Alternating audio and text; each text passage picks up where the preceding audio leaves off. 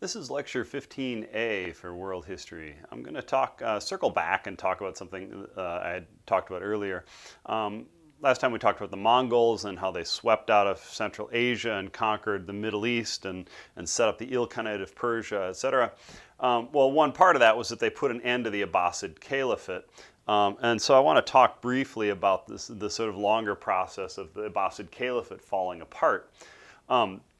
The Abbasids, of course, had taken power in 749, 750 by toppling the Umayyads, and they had ruled as unquestioned caliph from Baghdad from 750 until the 900s.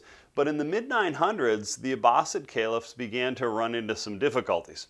First of all, in the mid-900s, a Persian family called the Buyids staged a coup in the mid-900s, and they took over the Abbasid Caliphate. They basically took control of the government. Now, they didn't get rid of the caliph. They made him a figurehead. They said, you live in your palace, and officially the Abbasids are still the caliphs so that nobody questions the authority of the government. But in fact, we're running things. We're making all the decisions. We have all the military power. We control the budget. We control the money, etc. Well, that opened the door for others. And what began to happen then is that you began to see lots of political infighting in Baghdad about people jockeying to try to take control of the government, because now, you know, when the Abbasid Caliph was clearly in charge, he inherited that position. It was always clear who was in charge. But now, if the Abbasid Caliph was a figurehead, it's not clear who's actually running things, and so everybody's jockeying for position and power, and you see all sorts of power struggles going on.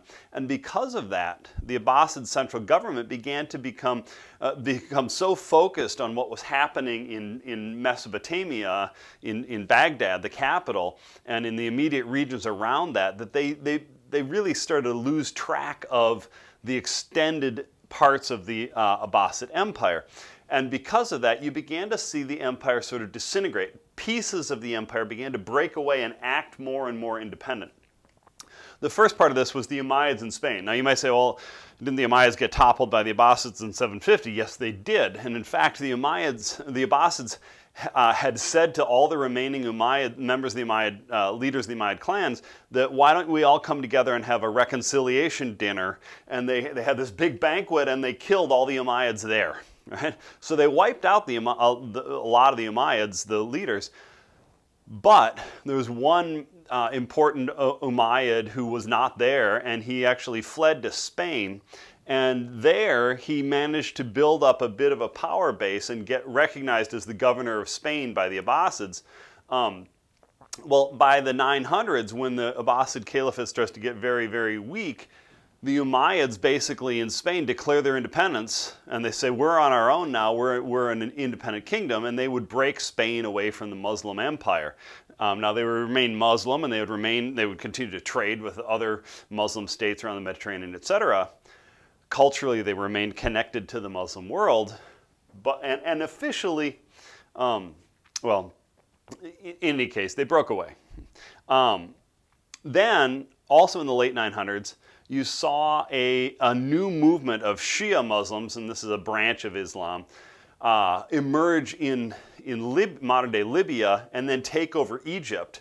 And they basically staged this religious movement and their religious leader became the ruler of Egypt. And the Fatimids would actually rule Egypt and even take other parts of the Middle East, like Palestine and up into Syria, at various points in the 900s and 1000s. Okay.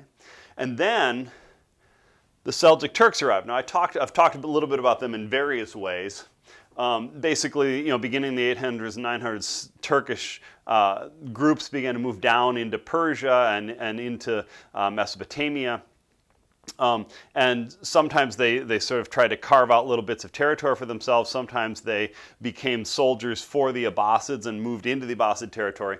Well, in 1055, a group of Seljuk Turks who had moved up in the Abbasid military hierarchy staged a coup and took over, and they named themselves Sultan, which, as I mentioned in a previous lecture, was a title that the Turks often took for themselves because it was just a military leader. It didn't imply any religious position because the Turks knew Arabs would not accept a Turkish religious leader because he wasn't Arab. So the Seljuk Turks named themselves sultans, and they essentially ruled the Abbasid Caliphate from 1055 to 1258.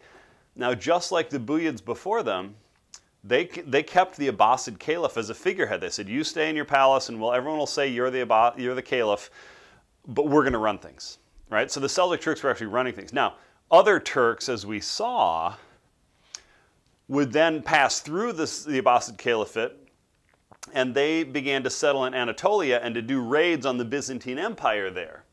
And we saw that in 1071, at the Battle of Manzikert, this big Turkish raiding army defeated the Byzantine emperor and killed him and defeated his army, with the result that the Byzantines were crippled. They lost a big chunk of territory in Anatolia. They had their military might was crippled for generations, and they were really in a bad way. Now, the Turks were not in a position to take advantage of that, but you began to see this open space for Turks to operate freely in Anatolia because the Byzantines had been knocked out of it, and you began to see the creation of sort of small Turkish states. These little kinglets would pop up, and if they could control enough men for long enough, they would sort of make themselves a little king in this territory. Well, one of the effects of the Byzantines getting defeated at Manzikert is that they ask the Pope in Rome for help. And I mentioned in a previous lecture on the Byzantines that this was kind of an ironic thing because the leader of the Byzantine Church, the Metropolitan of Constantinople, and the Pope in Rome had excommunicated each other in the 1050s, and now 40 years later, the Byzantines are asking the Pope in Rome for help. They're saying, we're Christian, you're Christian, the Muslim Turks are attacking us, and it's kind of ironic in a sense, but this would actually start off, they would ask in 1071, 72, and the Pope would ignore them, but they would ask again for help in 1095. And this time the Pope, Urban II, decided he wanted to help. And so he called on Western European aristocrats to put together a military force to go help the Byzantines. But he didn't just stop there. He said, we're not just going to protect Constantinople from the Turks. We're going to go and reconquer the Holy Land from the Muslims. We're going to take the Holy Land back from the Muslims and make it Christian again.